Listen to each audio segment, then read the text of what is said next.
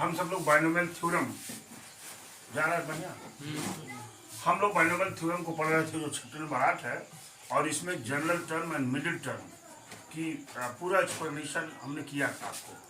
अब उसी परिप्रेक्ष्य में कल क्वेश्चन नंबर 6 तक हम लोग सॉल्व कर चुके थे, आज क्वेश्चन नंबर 7 की बात कर रहे हैं। कह रहा है find middle term in the expansion of इतना। इसके एक्सपेंशन में जब इसका हम विस्तार करते हैं तो इसमें मिडिल टर्म क्या होगा, ये पूछ रहे हैं आप जान रहे हैं कि जब इसका एक्सपेंशन हम करेंगे तो यहाँ पर पावर 7 है, एक्सपेंशन करने पर कितने टर्म आएंगे? 8 टर्म आएंगे ना, जो आड है। लिख दीजिए इन द एक्सपेंशन ऑफ, देखिए in the expansion of above expression, है ना, above expression, in the above expression the number of turn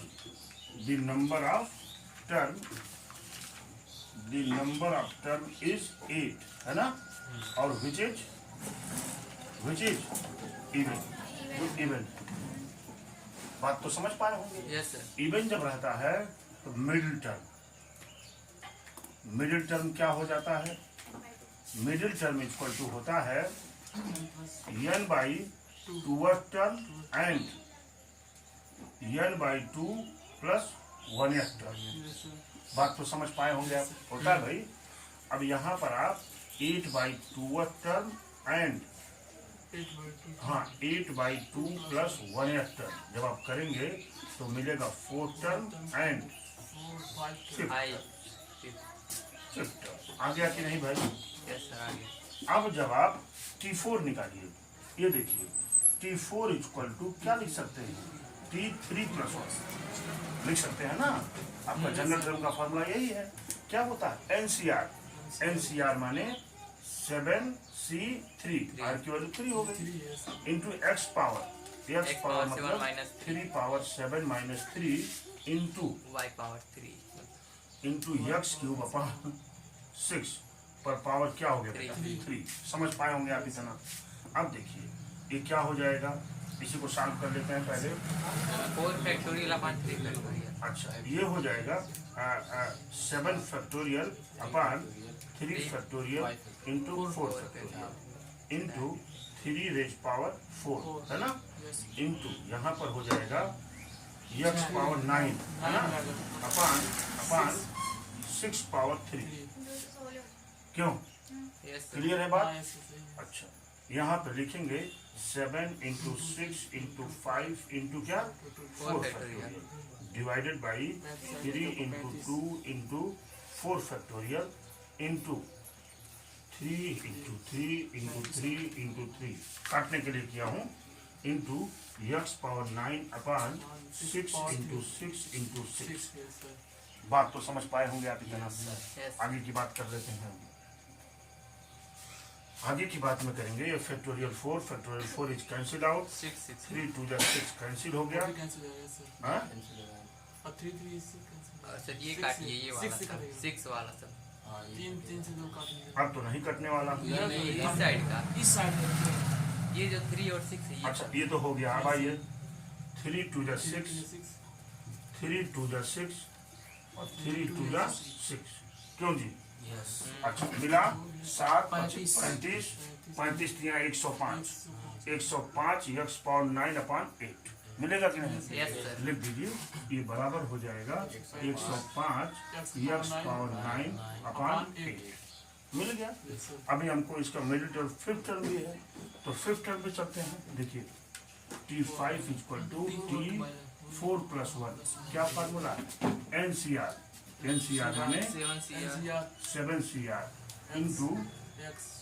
into 3 raise power, है ना, 7 माइनस 4 इंटू क्या? x क्यूब अपॉन 6 पर पावर 4। साल पकड़ ये हो जाएगा 7 फैक्टोरियल, इसकी वैल्यू भी वही होगी। हाँ, तो कितना? 35 यहाँ लिख दीजिए, इसकी वैल्यू हो गई 35। यहाँ पर 3 रेज पावर 3 इंटू 3 इंटू 3। क्यों जी? 3 पावर बचा ना, into x power 12 upon 6 into 6 into 6 into 6। चलो जी सीधा ये मिलेगा 3 2 जा 6, 3 2 जा 6, 3 2 जा 6। बाकी तो कुछ कटने वाला नहीं है, लिख देंगे 35 x पावर 12 अपॉन 2 दूना 4 दूना 8 4 48। ये हो जाएगा hence the middle term. Answer लिख दीजिए, hence the middle term equal to 2 middle term होंगे इसमें। पहला तो हो जाएगा 105 x पावर 9 अपॉन 8 और कामा 35 x पावर 12 अपॉन 48। ये इसके आंसर्स हो गए। हमारी बात आप समझ पाए होंगे। देखिए कितना आसान है बायनोमियल थ्योरम। यदि आप थोड़ा सा भी ध्यान देंगे तो सबसे स्ट्रॉन्गेस्ट चैप्टर आपका बायनोमियल थ्योरम ही होगा। नोट करिए, इन्होंने कहा है क्वेश्चन नंबर 10 की बात जब हम कर रहे हैं तो लिखा हुआ है the coefficient of, coefficient choose करना है, the coefficient of r minus 1/8 term, r8 and r plus 1/8 term in the expansion of r and the expansion of term क्या है, expansion of x plus 1 power n। क्या है यहाँ x plus 1 power n, ठीक है ना। Expansion r in the ratio 1:3:5। Find n and r की value निकालनी है, ठीक है। आप देखिए जब इसका सॉल्यूशन आप जानते हैं, we know that general term क्या होता है, T R plus 1 equal to N C R X power N minus R into Y power R. यही फार्मूला है आपका। यहाँ क्या कह रहे हैं, आर माइनस 1/8 टर्म। ध्यान दीजिएगा, अब मैं निकाल रहा हूँ R minus 1/8 term. R minus 1/8 term का मतलब ये बराबर हो जाएगा आर माइनस 2 बराबर 2 प्लस 1 टर्म होगा कि नहीं। अरे भाई टी आर प्लस 1 हम लिखते हैं ना, तो ये कब आएगा, ऐसे लिख सकते हैं नहीं, यही तो आएगा। एक कम होगा ना इससे, तो सर वही मिल जाएगा। वही मिलेगा ना। क्या बात मैं कर रहा हूँ, आर माइनस 1 टर्म का मतलब आर माइनस 2 प्लस वही मिलेगा। अब देखिए एन सी आर, यहाँ क्या है एन सी क्या आर माइनस 2 हो गया कि नहीं, इंटू क्या है, यक्स है ना, X raise power N minus R और प्लस क्या 2 होगा कि नहीं, और इंटू 1 पर पावर क्या मिलेगा आर माइनस 2। तो मतलब तो यही हो गया आपका, हो गया कि नहीं। अब देखिए यहाँ यक्स का कोफिशिएंट क्या है, लिखेंगे डी, हाँ the coefficient of T R minus 1/8 term equal to क्या है एन सी आर माइनस 2 हो गया कि नहीं। दूसरे में आइए, दूसरा क्या है टी आर। देखिए टी आर को क्या लिख सकते हैं, टी आर माइनस 1 प्लस 1, एक कम हो जाता है ना, टी आर माइनस 1 प्लस 1 लिख सकते हैं। यानी यहाँ पर क्या हो जाएगा N C R minus 1 X raise power N minus R plus 1 into 1 power जाएगा तो मतलब वही मिलेगा आपको। तो यहाँ पर लिखेंगे आप coefficient of T are term, समझ रहे हैं ना। क्या मिल जाएगा भाई एन सी आर माइनस 1, क्यों जी सेलू खान मिल गया।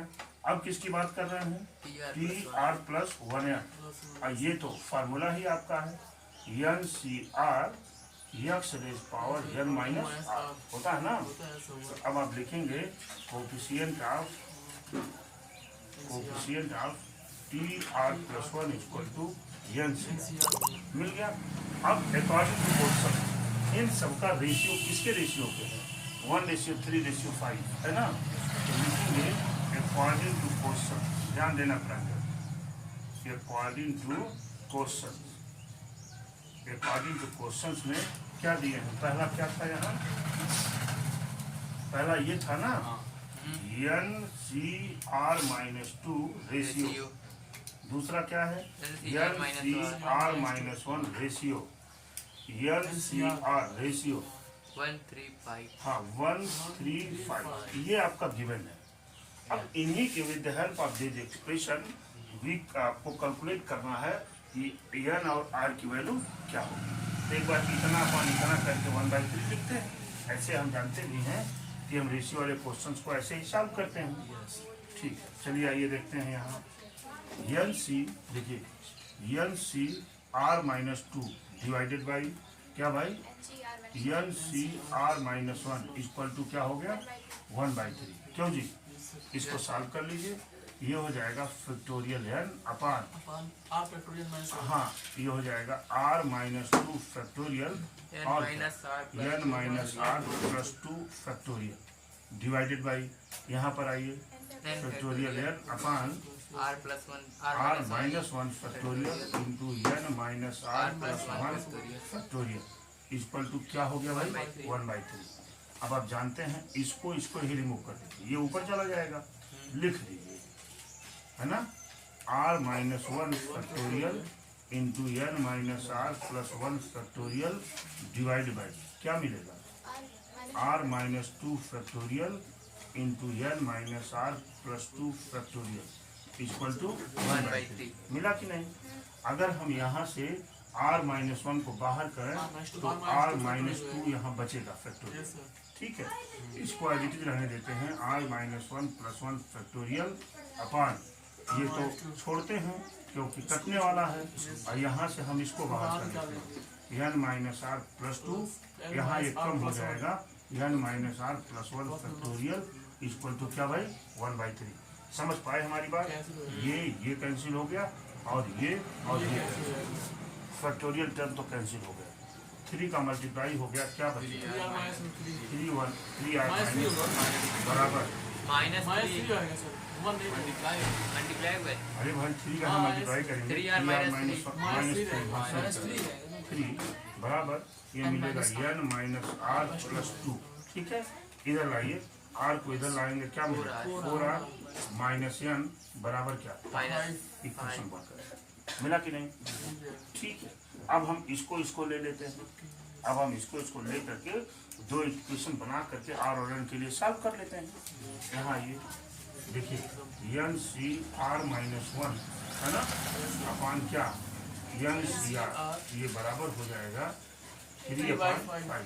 ये इम्प्लाइज करेगा बेटा यहाँ से factorial n upon factorial r-1 into n-r+1 factorial divide by, ठीक है जी, फैक्टोरियल n अपान r फैक्टोरियल हाँ n-r फैक्टोरियल बराबर क्या हो गया? 3/5। ट्राई टू अंडरस्टैंड, आगे चलते हैं। अब देखिए ये n तो कैंसिल हो गया, ये वाला प्रांजल ऊपर चला जाएगा, कौन सा? फैक्टोरियल r, क्या मिला? फैक्टोरियल r ब्रैकेट में n-r फैक्टोरियल डिवाइड बाई क्या मिलेगा? r-1 फैक्टोरियल इंटू क्या? n-r factorial equal to 3/5। क्यों जी? अच्छा, यहाँ से अगर r हम बाहर कर लें तो क्या बचेगा? r-1 फैक्टोरियल यहाँ से। ठीक है, यहाँ कोई छूट गया मुझे लगता है, ये n-r+1 छूट चुका है। ठीक है, अच्छा ये हो गया। यहाँ पर क्या बचेगा? n-r फैक्टोरियल डिवाइड बाई, यहाँ तो एडिटिव रहने दीजिए क्योंकि ये तो कटने वाली क्वांटिटी है, इसको बाहर कर लीजिए। किसको? n-r+1, तो एक कम हो जाएगा, एक कम का मतलब n-r बराबर 3/5। ये और ये कैंसिल, ये और ये कैंसिल हो गया कि नहीं? इसका मल्टीप्लाई r में करिए 5r बराबर 3n -3r+3। क्यों जी? सबको इधर कर लीजिए, इसको इधर करेंगे क्या हो जाएगा? 8r -3n बराबर क्या? 3। इक्वेशन 2। क्यों? अब फर्स्ट कहाँ है? फर्स्ट यहाँ है।